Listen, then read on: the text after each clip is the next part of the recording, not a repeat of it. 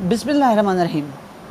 During course of proceeding दावा की समाअत के दौरान एक दावा आपने डिक्लेरेशन ऑफ राइट का फॉर एग्जांपल कर रखा है, तो क्या उसी दावा की समाअत के दौरान आप कोई नया रिलीफ क्लेम कर सकते हैं?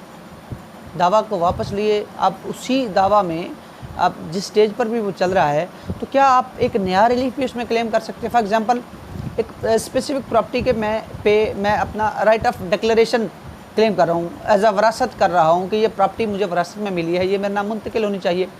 किसी भी तौर पे मैं डिक्लेरेशन ऑफ राइट का एक स्पेसिफिक प्रॉपर्टी पे सूट फाइल कर रखा है मैंने, तो क्या उस सूट की इंस्टीट्यूशन के बाद उसमें जो रिलीफ मैंने क्लेम कर रखा है उसी दावा में एक नया रिलीफ भी मैं क्लेम कर सकता हूँ? तो आंसर इज़ यस, कि आप उसमें नया रिलीफ भी क्लेम कर सकते हैं। इसकी रूलिंग मैं बाद में जिक्र कर देता हूँ।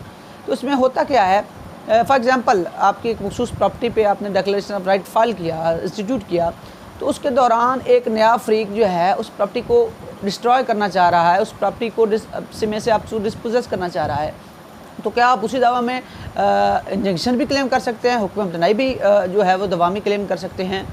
तो इसके जो रूलिंग है वो है 2020 वाया लार है 2698 पेज, 2020 वाया लार 2698 पेज। इसमें बयान किया गया है कि अगर एक दावे की इंस्टीट्यूशन के बाद ऐसा है कि उसकी दावा की प्रोसीडिंग इवन कि उसमें एविडेंस भी रिकॉर्ड हो गई है, आपको दोबारा एविडेंस भी करवाना पड़ती है जो लेटर ऑन फैक्ट क्रिएट हुआ है, तो उसमें एविडेंस की भी आपको इजाज़त हो सकती है और आपको दी जा सकती है एविडेंस। आप उसी दावे में बजाय इसके कि आपकी एक दावा पर ऑलरेडी प्रोसीडिंग चल रही हैं, तो आप एक नया जो है वो दावा करें, तो उसी दावे में आप उसका एडिशनल रिलीफ, इसको आप एडिशनल रिलीफ भी कह सकते हैं, आप इसको फ्रेश रिलीफ भी कह सकते हैं। तो दोनों सूरतों में आप इस रिलीफ को भी क्लेम कर सकते हैं। तो रूलिंग मैंने मेंशन कर दी जो 2020 वाला है 2698 पे।